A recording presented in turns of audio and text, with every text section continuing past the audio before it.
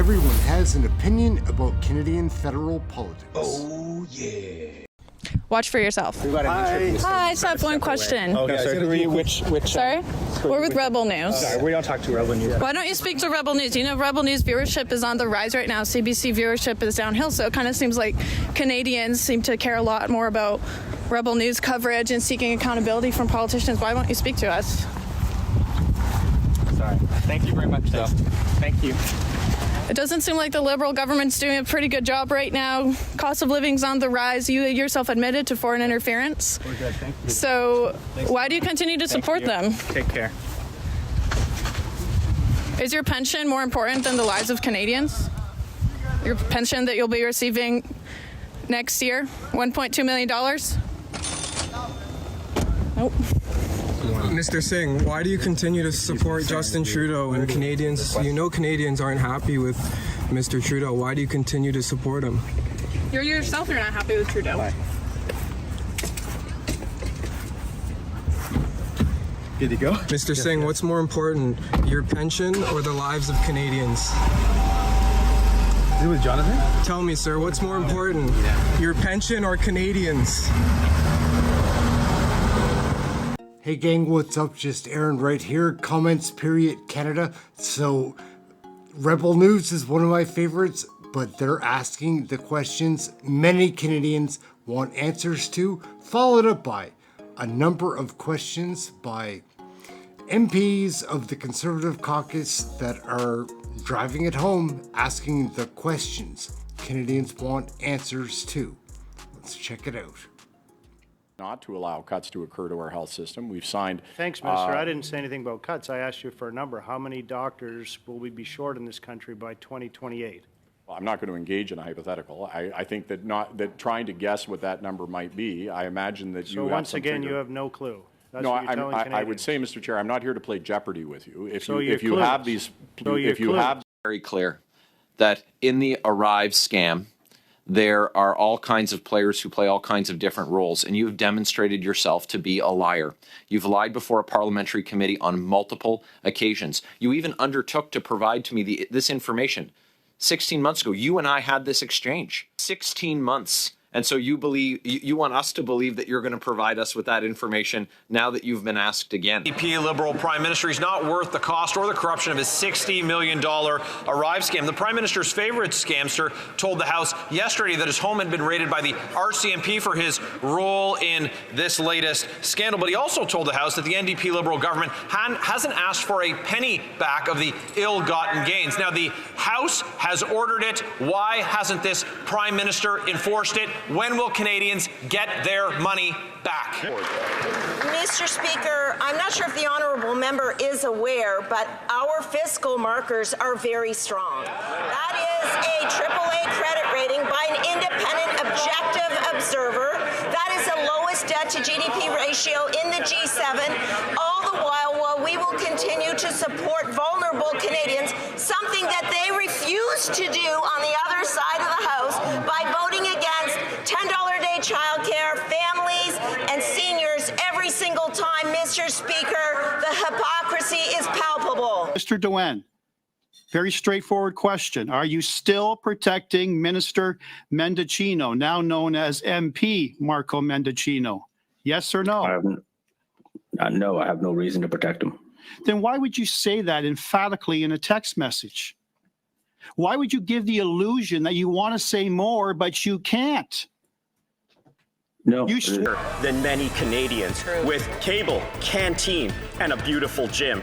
This is at a time when Canadians are having trouble when it comes to heating, eating, and housing. Breaking news, Mr. Speaker, the Correctional Officers Union tells us that crime is thriving.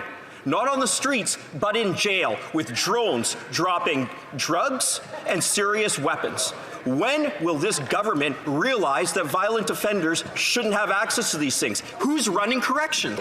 Everyone has an opinion about Canadian federal politics. And clearly the lack of ring of truth, as I've indicated. So on the issue of what was reported this morning in the global news, did you take it upon yourself to reach out to your former partner and ask for clarification as to who this other Randy was? So, Mr. Brock, on that particular point, Yes I have or no no, sir? Did operational you reach? role. I've got 3 minutes. Just very quickly, once again, never doubted her accounting, and my characterization of it at the time was due to how to gaslight me on that right now. Just Ms. Rumpelgarner, I think we either Justin Trudeau is talking about me today. Now, during a speech to his Liberal caucus, Trudeau referred to me as a twofer.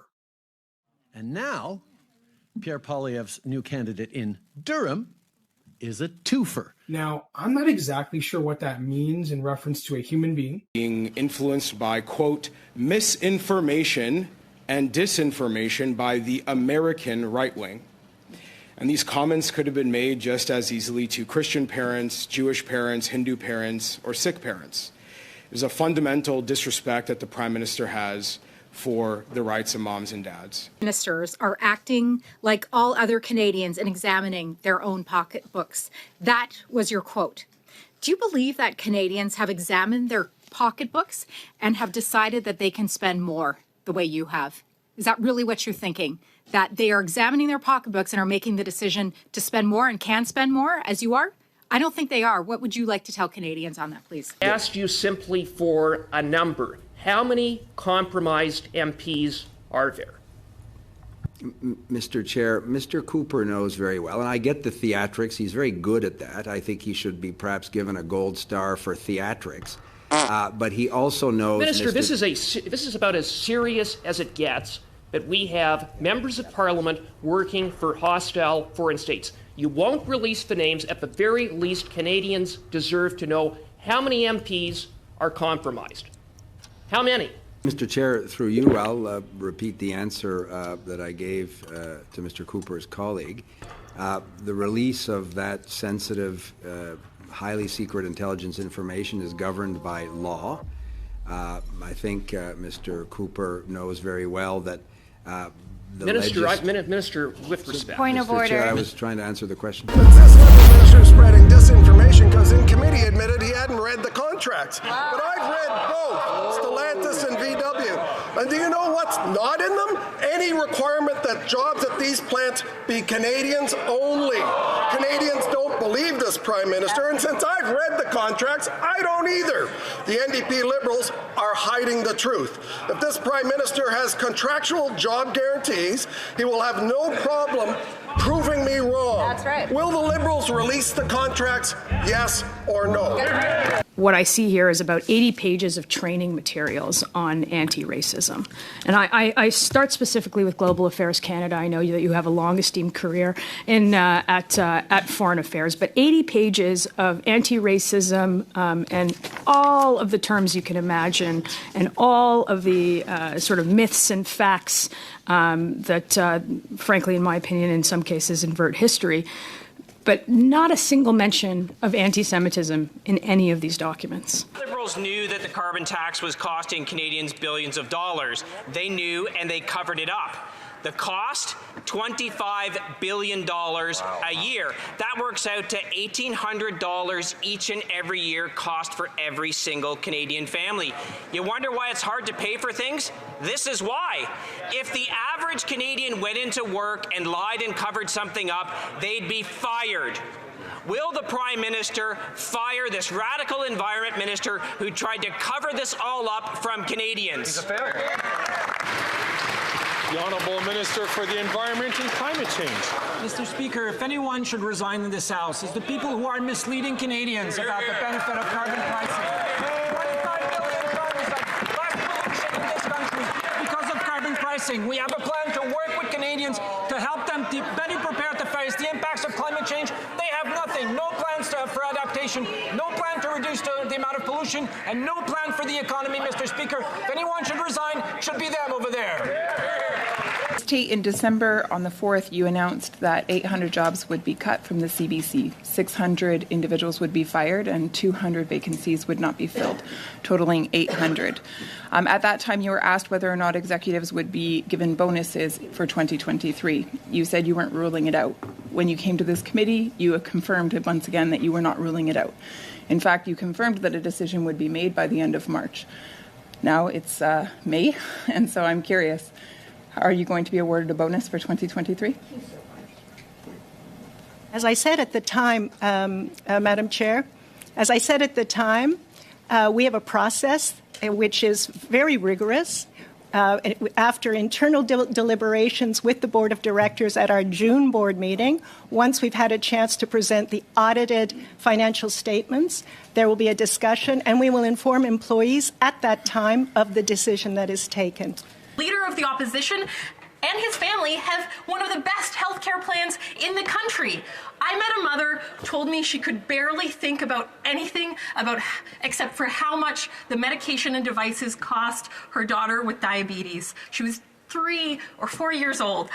I don't know how anyone could look that little girl in her eye and say that she doesn't deserve access to life-saving medication. Why does the member think that he and his family deserve coverage and this family and families just like them across Canada don't? Immediately conduct a study into the flagrant disregard for public funds exercised by Conservative Party of Canada members of Parliament. So I guess my question would be, is this member, if she's really serious here, because she said talk the talk, walk the walk.